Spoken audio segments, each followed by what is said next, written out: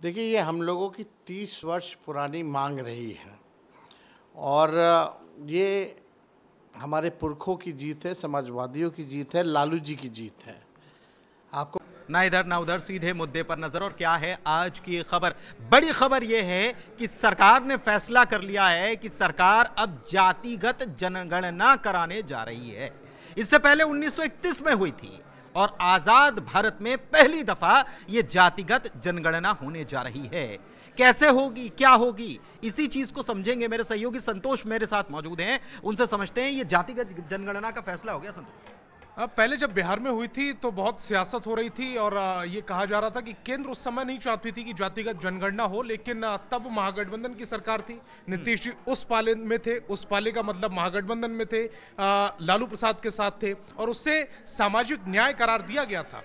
अब चूंकि नीतीश कुमार प्रधानमंत्री नरेंद्र मोदी के साथ हैं, केंद्र में बहुत बड़ी भूमिका है और ये बिहार में इलेक्शन भी है और अब सपोर्ट कर रही है बीजेपी। और अभी अभी जो बड़ी खबर आई है उससे तो ऐसा लग रहा है कि जो नीतीश सरकार है, जो उसने 2023 में जातिगत जनगणना कराने का फैसला लिया था, 2024 में उसका असर दिखा।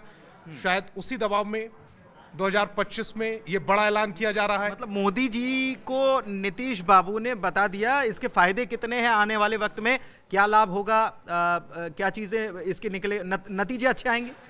जिसकी जितनी संख्या उसकी उतनी दावेदारी करके एक स्लोगन चलता है, जिसकी जितनी भागीदारी उसकी उतनी हिस्सेदारी करके एक स्लोगन चलता है।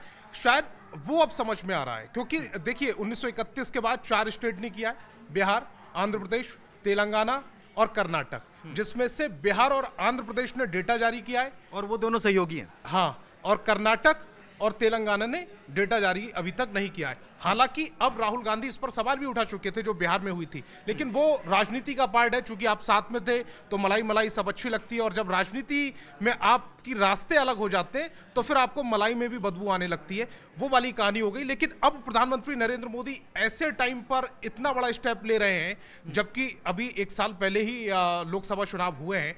1 साल में क्या बीजेपी को यह समझ में आ गया कि जातिगत जनगणना बहुत जरूरी है और बिहार इलेक्शन से ठीक पहले अगर इस पर दांव खेल रही है बीजेपी, तो क्या ये सियासत का हिस्सा है विधानसभा चुनाव? मैं आपसे समझना चाह रहा हूं कि ये बिहार में माहौल क्या है इस वक्त इस मुद्दे को लेकर के। देखिए, बिहार में तो तब भी नीतीश के साथ गई थी जनता, बिहार में तब भी नीतीश के साथ गई थी और बिहार में तो लोग उम्मीद कर रहे हैं कि जातिगत जनगणना होनी चाहिए।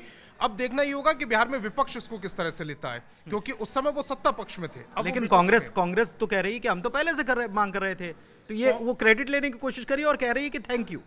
हाँ, कांग्रेस ने उस समय नीतीश का साथ दिया था, लेकिन उसके बाद तो अभी राहुल गांधी जब फरवरी में बिहार पहुंचे थे तब उन्होंने सवाल खड़े कर दिए थे। उन्होंने कहा था कि हम तेलंगाना वाली जाति गणना चाहते हैं, बिहार वाली जाति गणना नहीं चाहते हैं।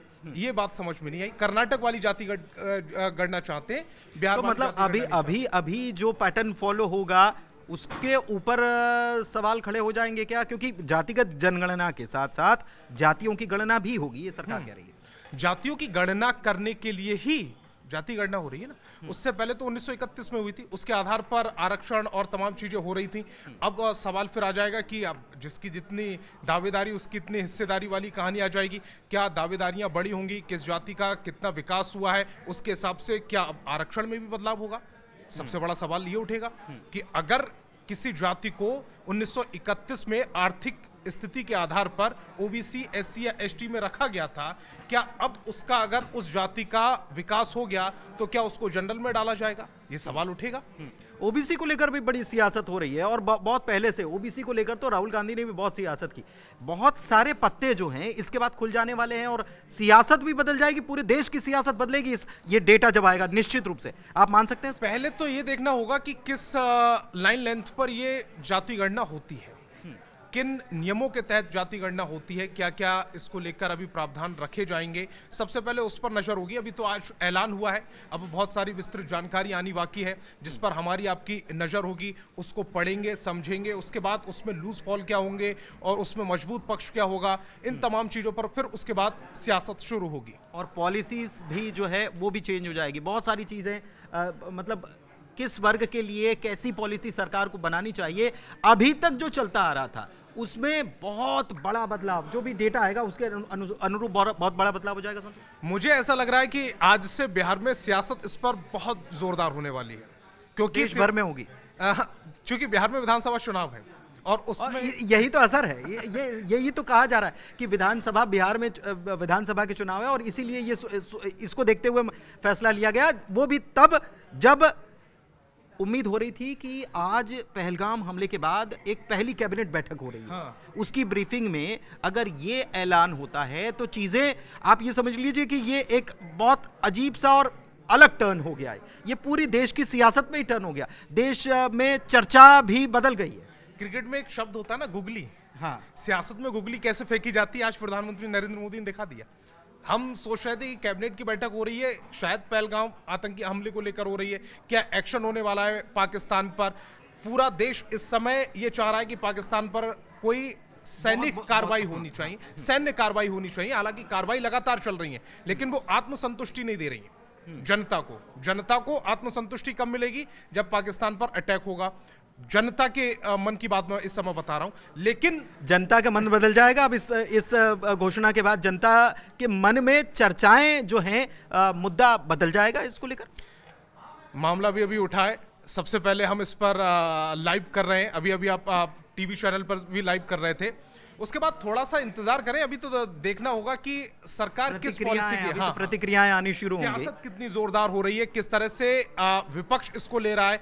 मुझे तो सबसे ज्यादा उम्मीद इसी की है कि कांग्रेस ये कहेगी कि हमने बिहार में इसकी शुरुआत की थी, बिहार में कंधों पर चढ़कर हमने इसकी शुरुआत की थी, और हाँ, उसका अब केंद्र पर असर दिख रहा है। ठीक है, लेकिन बिहार से क्या क्या प्रतिक्रिया कुछ निकलकर आने लगी है क्या अभी प्रतिक्रिया? अब देखना होगा, क्योंकि चिराग पासवान तो उस कैबिनेट बैठक में थे, चिराग पासवान थे, जेडीयू के भी प्रतिनिधि थे, ललन सिंह उस बैठक में मौजूद थे। अब देखना ये दिलचस्प होगा कि जैसे ही बैठक खत्म हुई है, अब रिएक्शन लेने के लिए हमारे जर्नलिस्ट, पत्रकार, हमारे रिपोर्टर पहुंचेंगे, उसके बाद क्या रिएक्शन आता है ये देखना दिलचस्प होगा। चलिए, देखना दिलचस्प होगा। लेकिन सरकार ने बहुत बड़ा फैसला ले लिया है और अब इस फैसले के बाद प्रतिक्रियाओं का दौर, और इस पर राजनीति कैसे होती है ये भी देखना होगा। जनता का मूड भी जो था, अब निश्चित रूप से उसमें बदलाव आने वाला है। पहलगाम के बाद अब ये जो बड़ा फैसला हुआ है, इस पर भी चर्चा अब जोरों से चलने वाली है। फिलहाल चर्चा को यहीं विराम देते हैं। बहुत धन्यवाद।